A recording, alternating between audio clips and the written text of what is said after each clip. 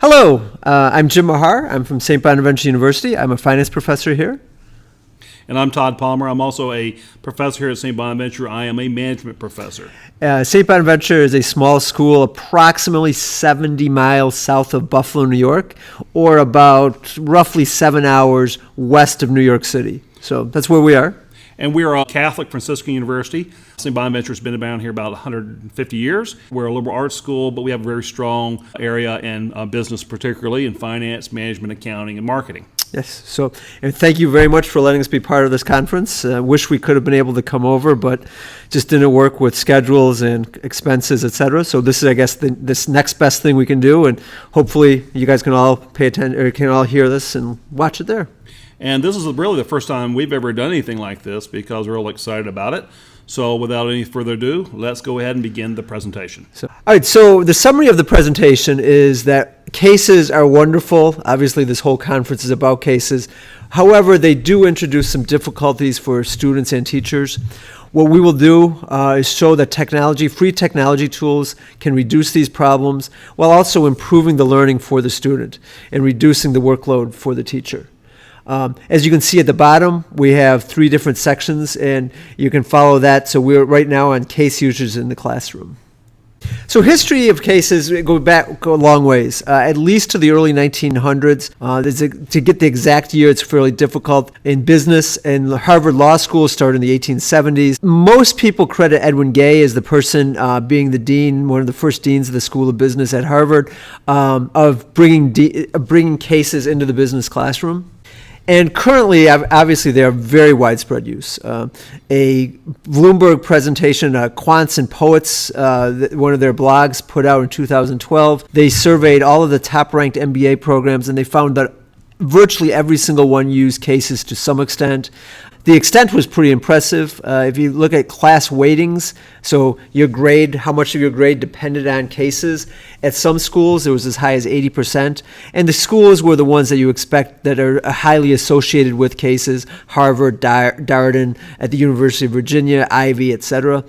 And at least 20% at almost all of the schools. So cases very well established, and they're used in most programs. This is especially true if we had to pick a single class in the biz policy or other capstone courses within the programs.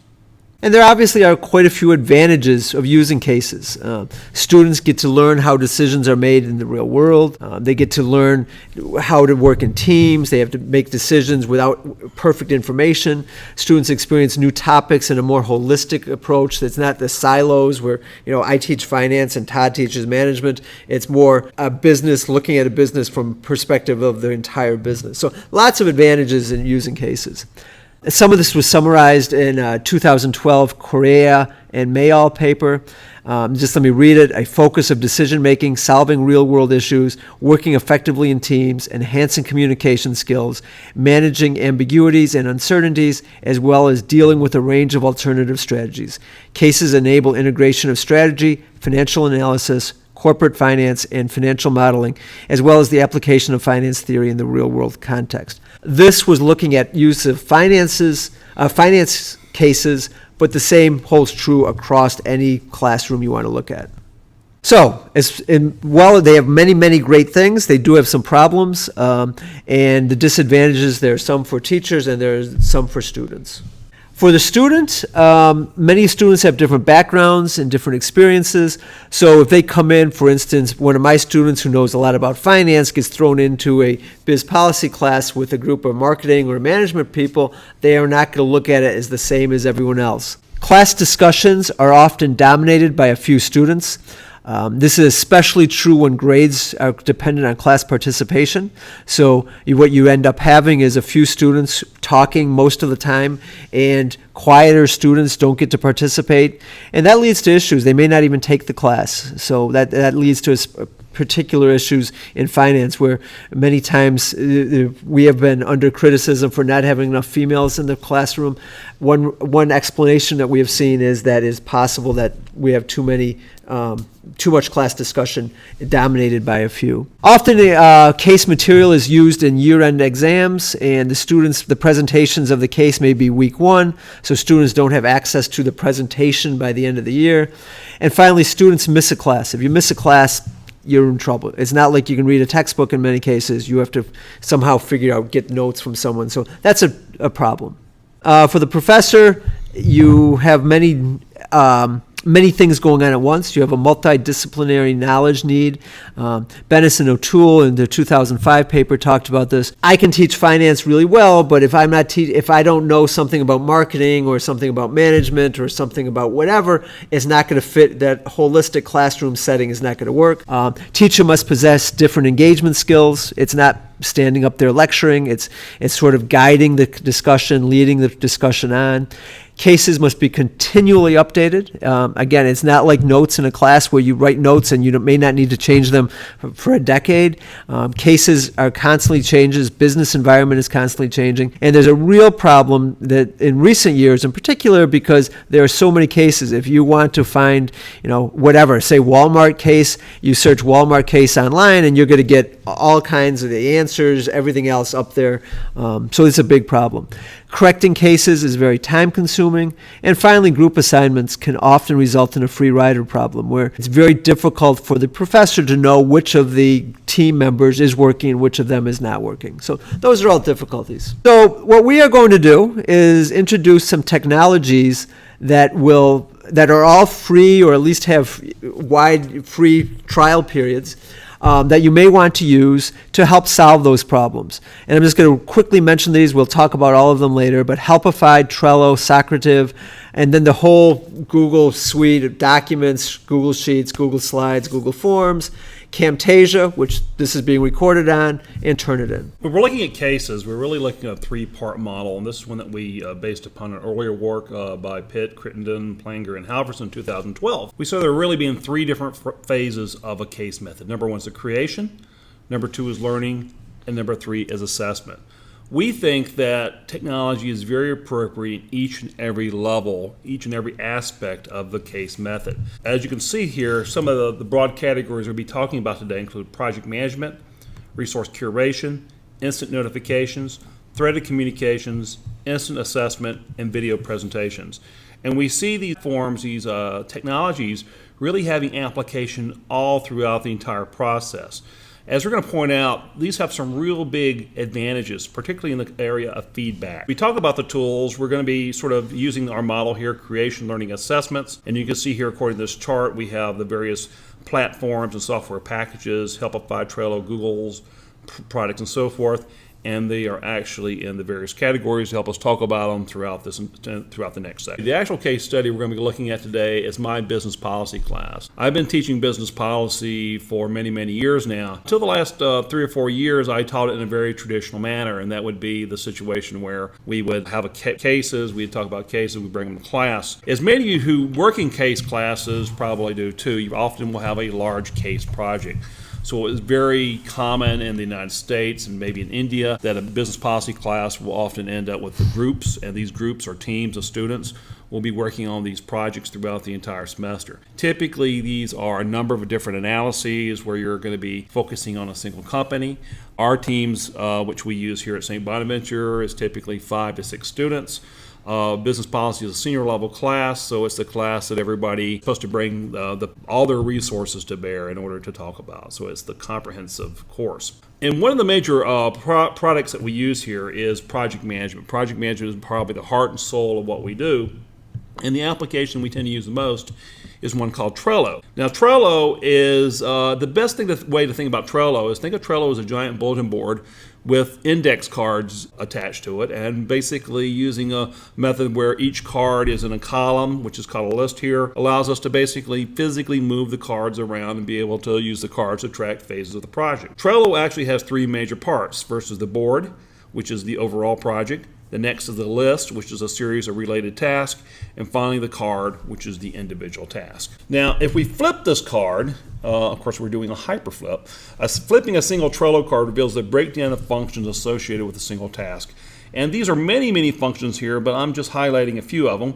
A would be checklist, B, assigning team members, C, due dates, D, attachments, and E, comments. Now you'll notice this if you guys are familiar with Microsoft Project or some of the higher end project management systems. This is a different kind of project management software. This is really was built for design work and for software companies. So it's a way of introducing project management sort of at the lower end, getting our students used to it without overwhelming them. But in essence, what we're doing here is that you can flip over this card. This is a single task, and we can break down the task and have a lot of different things going on at any single time. Each list corresponds to a separate topic of analysis. Now, in the case of my business policy class, in this section right here, we have the mission, vision, background, the steeple, macro environmental analysis, the industry analysis, and the external factor evaluation. These act as the headings for each of the list. And like we said earlier, the list is the actual collection of tasks. Under each list is a series of cards. Each card represents one unique task. So under mission, vision, background, tasks would include mission orientation, mission and vision statements, current objectives, current strategies, and so forth. Now, we actually can use these you can actually physically move these cards around. So you can actually move the cards around as needed. For my students, I typically tell them to keep the cards where they are. One thing that Dr. Mahar and I like about this, all the products that we're talking about today, is the versatility and flexibility of them. So therefore, we wouldn't be sitting down today talking to you with a special case management application. These are all journal commercial products that are pretty flexible and allow you to have a lot of advantages when you're setting up your classes. I use them for everything. I use them for my day planner even. So, I mean, I use them for everything. So, yeah. Real quick aside here, Dr. Mahar and I both are involved in a lot of service projects. So we will often have these students using these project management software Trello outside the classroom. Correct. In various domestic and global projects that we often have our students undertake. Absolutely.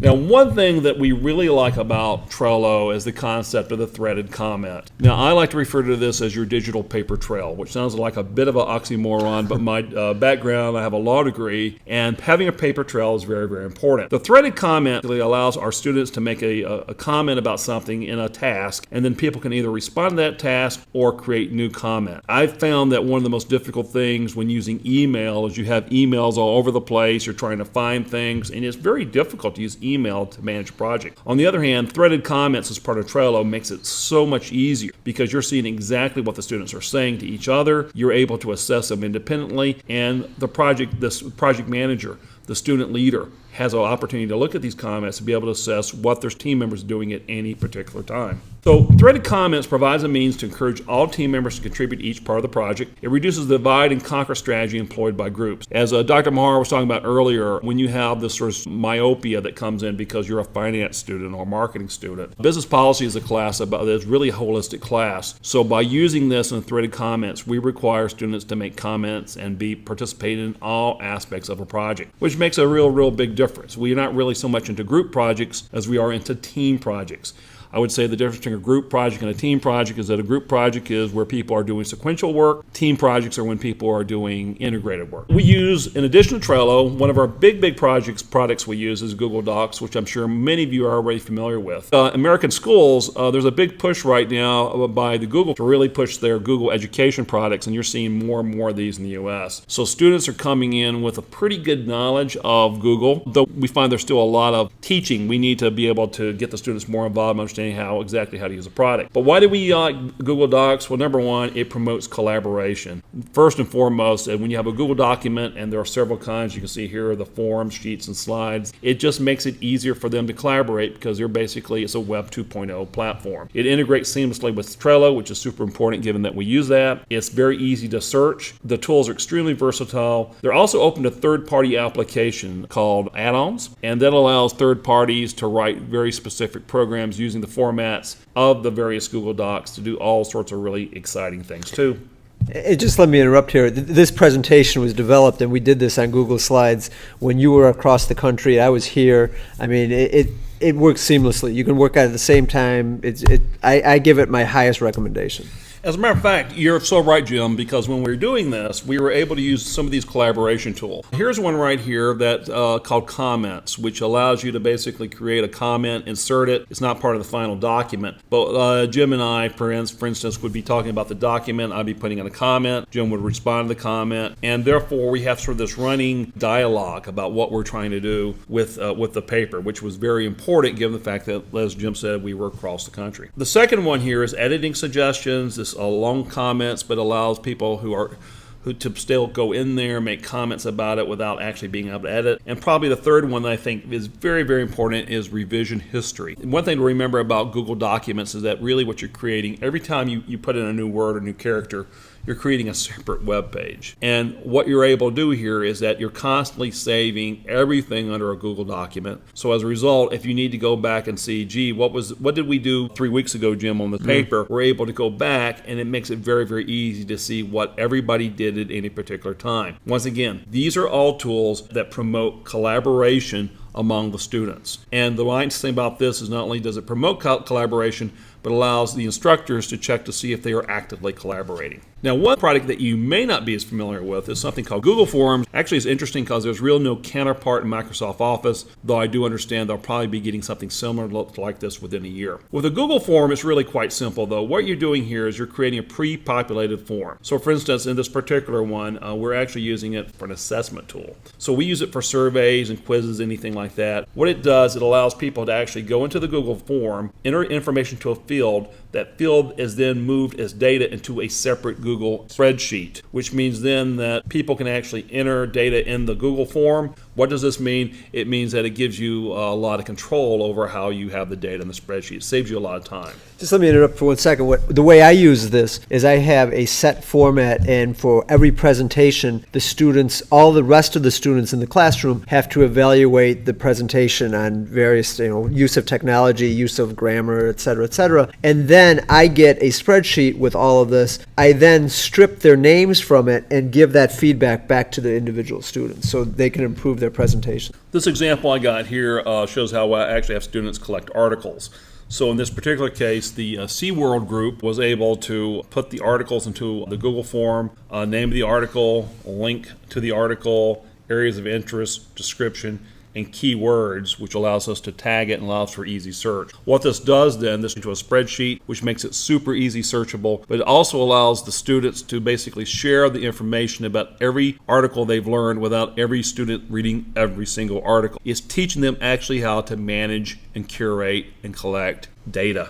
This sort of shows how it works with Google Forms and the sheet. You have your team members here that are individually listing their information in these various fields right here. This information is then translated into associated Google Sheet. Now, one thing to know about all sorts of Google products, one person here may actually be the owner of the document. This person here may be editing the document, and this person here may be viewing the document and can only enter comments. So you can actually create various permission levels as the administrator. Once again, this gives you a lot of versatility and the ability to be able to use the Google Forms and the Google Sheets as a great tool to help you manage a class. Third part of our model we've talked about is assessment, and we do find there's a major problem assessing traditional in-person team presentations. Jim, tell a little bit about how you typically do in-person presentation in your class. So we have 3 or 4 to 5 people in a group. They present. We have I obviously make my own recommendations and my own comments, etc. But then everyone in the classroom is also evaluating. So it has lots of benefits. It keeps everyone involved. They're not sitting there dozing off because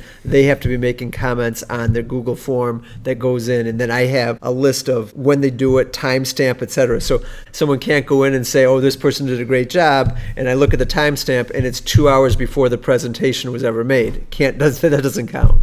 I find a lot of times you may be familiar with the concept of flipping the classroom. So we as instructors, flipping the classroom means that we can create the materials. The materials are then presented to the students ahead of time. What we do in my class a lot of times, we'll reverse this flipping process. The students will actually produce the bulk of their presentation will be recorded with a product like Camtasia. Our students are then look at the videos ahead of time, and then they come into class mostly for Q&A. Because I don't know about you, but all students are doing this sort of semester-long presentation. By the time we get to the really interesting part, the Q&A, everybody's sort of tired, everybody's ready to go. So we're able to have students actually view the presentations beforehand, and then they're able to do the Q&A live in class. So what does this mean? It gives allows us all to basically process and the presentations differently. Now, that being said, we need to point out that at our School of Business, there's a number of traditional presentations too. So, but we think is important because if you see at how the world's moving in Facebook and all these various technologies like this, video presentations are becoming increasingly important. And I think also when you do a video presentation, that the people tend to take it, students tend to take it a little more seriously. They don't just try to blow it off and, oh, I can fake it through. That when it's there permanently, and they take it a little more seriously. My students tend to actually write scripts. Now, at times that can make them a little stilted, but I like to see the fact they're actually preparing by writing something, trying to prep for that particular one. But as you can see right here, each of my four teams, I have a Fossil team, a Wynn Resorts, a Macy's, and a Viacom team. They each have their own one here, and they each have separate presentations that attach to different parts of the analysis. Now, if you flip the card right here, you can see what happens. You have a video right here. This video they created with a product called Camtasia. Camtasia is a screen capture tool. We used a free version, trial version of Camtasia, but there's probably another 10 to 15 kinds of screen cap platforms, which many of them are free. This allows the students to actually create their 4 or 5 minute part of their portion of the presentation. They record it with Camtasia, then they upload it to YouTube, and then they paste the hyperlink back in their Trello. So as a result, everybody in the class can then go up here, click the arrow, and watch the 4, 5, 7 minute presentation. What this allows it to do, it allows student spectators to view the presentations prior to class. Or after, if they're studying for the final. I mean, that's how I use that. I put the same thing, and with the final at the end of the semester, they can have this to study then too. Absolutely. My final now consists of the students asking questions about every case because the students put so much time into it. So actually, because of this technology, I was talking to my students, and most of them actually end up viewing the presentations about 3 times. Sure. So as a result, they tend to look at these presentations many more times than they would as live in the classroom. Yeah, definitely. Impossible to do it in the classroom.